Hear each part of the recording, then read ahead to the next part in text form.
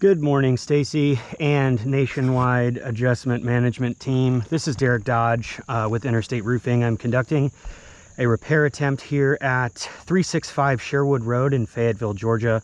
This is the White residence. It is the 21st of September, 2024. This is the first repair attempt that I'm going to do on the front-facing slope. So what we need to determine, we had an initial inspection with, I want to say, about 55 wind damage shingles, and the initial adjustment decision was repairs. So what I'm going to be performing is a repair to see whether or not this roof is repairable or if it's not. You can see that I have identified the wind damage shingle as denoted by the X, as well as the course that it belongs to. Of important note, you can see that there is currently no damage in the two courses above. I am going to be using a pry bar and a mag hatch to perform this, as well as a speed square to set a baseline for what 45 degrees is. Nationwide is really reasonable when it comes to repairs. I've just always instituted a speed square just to form that baseline because of other insurance companies. So what I mean by that is, this is a speed square. We use this in construction to find angles, many different applications for it. This is what's called the pivot point. So if you're trying to find an angle, this would be the base. So what I'm gonna do is I am going to establish what 45 degrees looks like.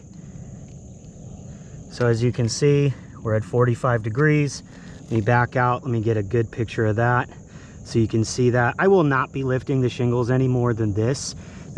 Even that wasn't necessary to break the tar strips, to remove the nails, and then to refasten it down. So let's do it one more time, just in case. If you want to take a screenshot of this, this is what 45 degrees looks like. So if I'm lifting it more than this, then you can say that I've done the repair improperly. If you don't see that, then we know that I'm doing the repair properly. So what I need to do, like I said, is I'm going to break the tar strips in these two tabs because they haven't been broken, as well as these two courses above.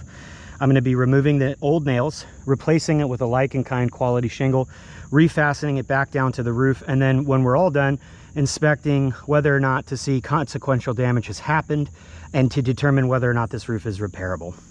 So like I said, I'm not going to lift the shingles above a 45-degree angle, and I'm not going to overtly manipulate them in the course of this repair, so that way we can really truly identify whether or not this roof is repairable.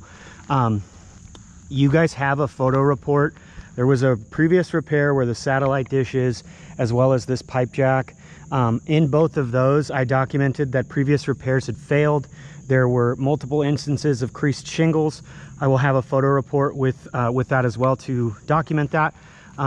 But now that I've explained everything and I've set the baseline, I apologize for taking 3 minutes before I even get to the repair, but it's important that I do that.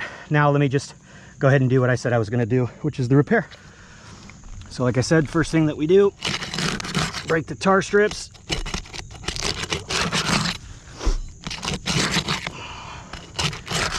It's nice and cool this morning. These tar strips are just popping really easily, which is good.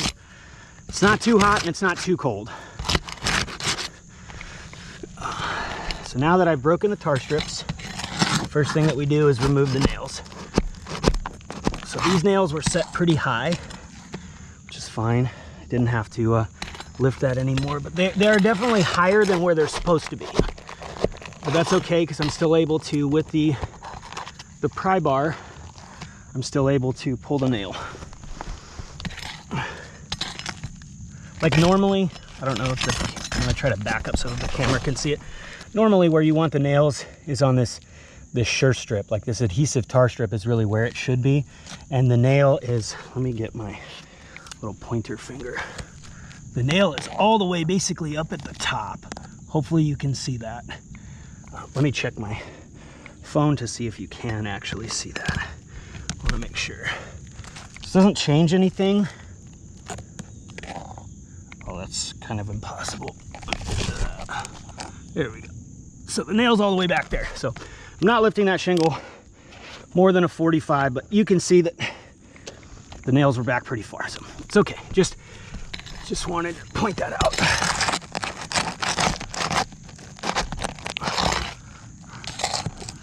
Okay, I'm still able to remove the nail.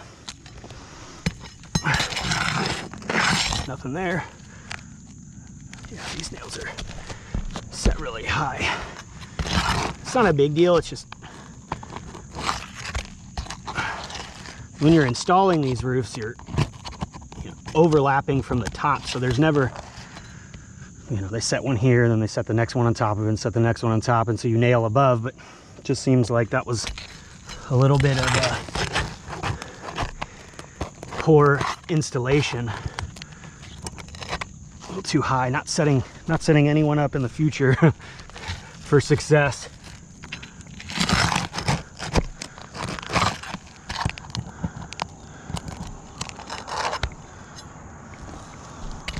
Maybe because of how high these things are, when I pull this old shingle out, we'll maybe be able to see a nail like up here, and you'll really demonstrate the point that I was just making. I believe that that was the last nail. So we're able to pull that out. Yeah, so you can clearly see here. So obviously the tar strips is what seals these down to each other. You want the nails to be like right here. So we're like riding really high up. So it's not good. It's not good. No problem. So what I do is I always take a photo report as well as this video. So I got to do, oops. Hopefully that didn't screw us up. There we go. Overviews and close-ups. That's of the shingle being removed. Let me go back to GoPro. Make sure we're still, okay, we're good. We're still recording. Okay, so we replace it with a like and kind quality shingle. This is a organic composition 3-tab 25-year shingle. Pretty close match in color. We use the soapstone stencil that I created so that we can line everything back up. That looks good. That's good right there. Okay. So now the next thing that we do is we fasten this back to the roof. I'm going to use a mag hatch.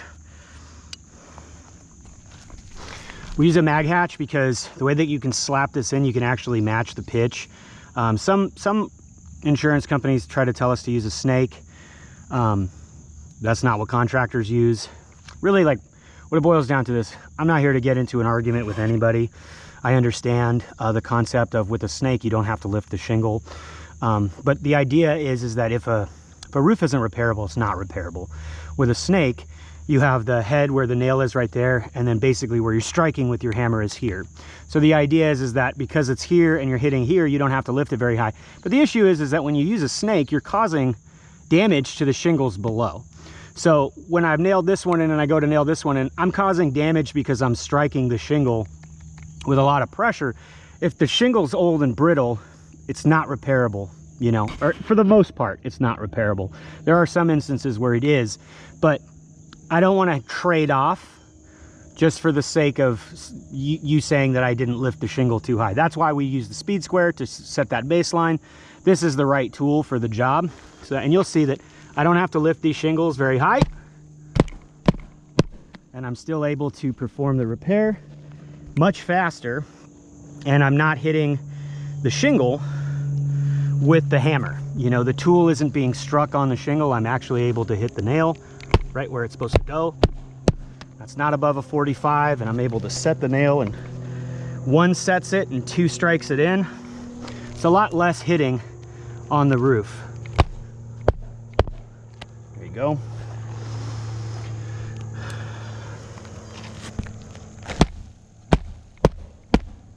That one took a little longer. Okay. So as you can see, my nail is right on the sure strip, and the previous nails are much higher. The sure strip is where you want to go.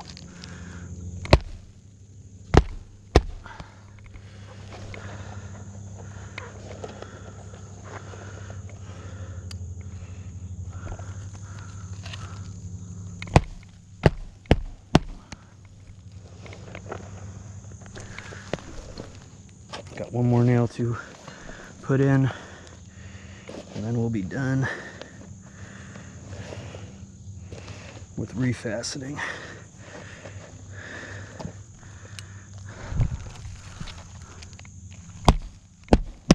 Okay, so that's in. Don't have to blow anything off. Okay, so here's the thing. We can see clear-cut consequential damage that happened as a result of the repair. I'm going to take overviews and close-ups real quick. So what do I mean by consequential damage that happened as a result of the repair? So we've established the fact that I did not lift these shingles above a 45-degree angle, and I used the right tool for the job, but you can clearly see right here, we've got creasing forming right here across, basically like the upper top, right here, like 3/4 up the way of the shingle. So what I do to test to see, because the crease is a symptom and a signal of the fiberglass matting of the shingle, which is the bones, fracturing. When it fractures, it causes the granules to dislodge. So one of the clear-cut examples of a shingle being fractured is there's just no tension. This is like a sticky note flapping in the wind. Let me show you, let me set up a baseline. So this is a brand new shingle, right? The idea is that, like, you know, let me lift that, look at that. I lifted that probably about a 90-degree angle. You can see there's a lot of tension still. It doesn't want to go all the way down. When I do this, it just falls. So this is how I can test whether or not the matting is fractured. So I lifted this at about a 90-degree angle, wipe my hands across the top. We see that there is no creasing whatsoever. The matting has not fractured whatsoever. I've had adjusters say that if you lift any shingle above a 45-degree angle, there will be granule loss caused. So I've already just debunked that. So Nationwide hasn't done that.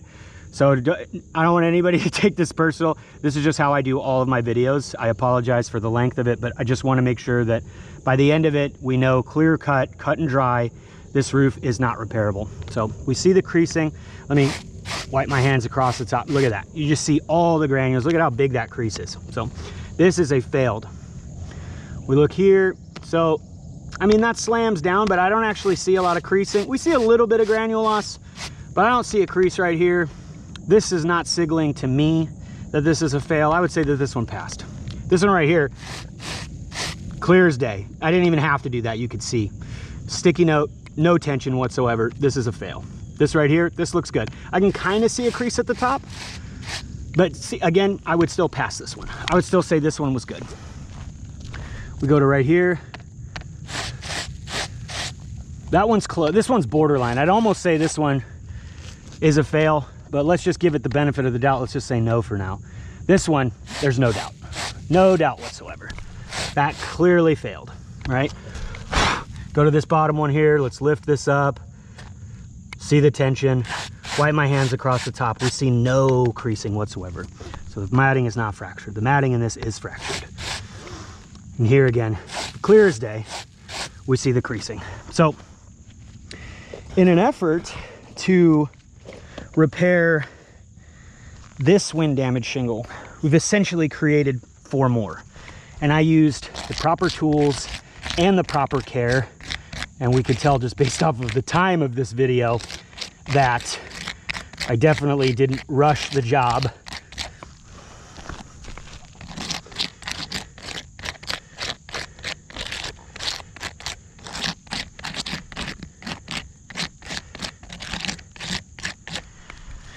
So I'm going to take overviews and close-ups of that.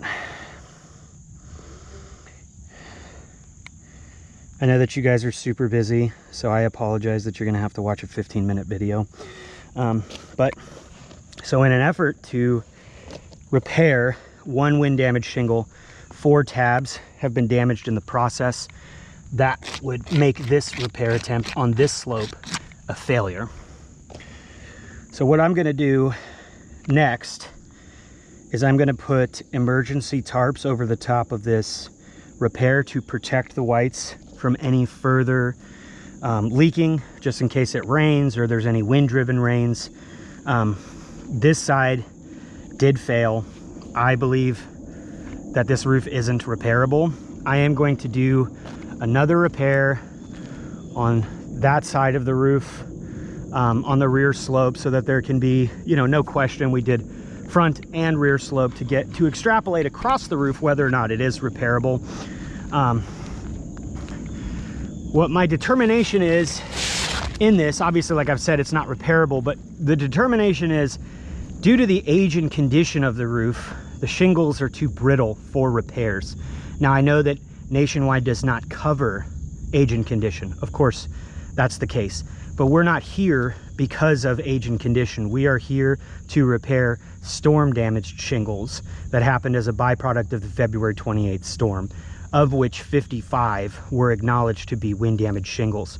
So if I extrapolate replacing one and getting 4 more across 55, we go from 55 to 200 wind damaged shingles. So the only way to get the whites back to pre-loss conditions is a full roof replacement. If you have any questions, comments, or concerns, my contact information will be in the body of the email that this will be attached to. Stacy and management team, thank you guys so much for being really diligent in what you do. It does not go unnoticed or unappreciated. I'm going to end this video now, but you'll see the pictures in my photo report that this tarp was installed. And that will conclude this repair. Thank you so much, and have a great rest of your weekend.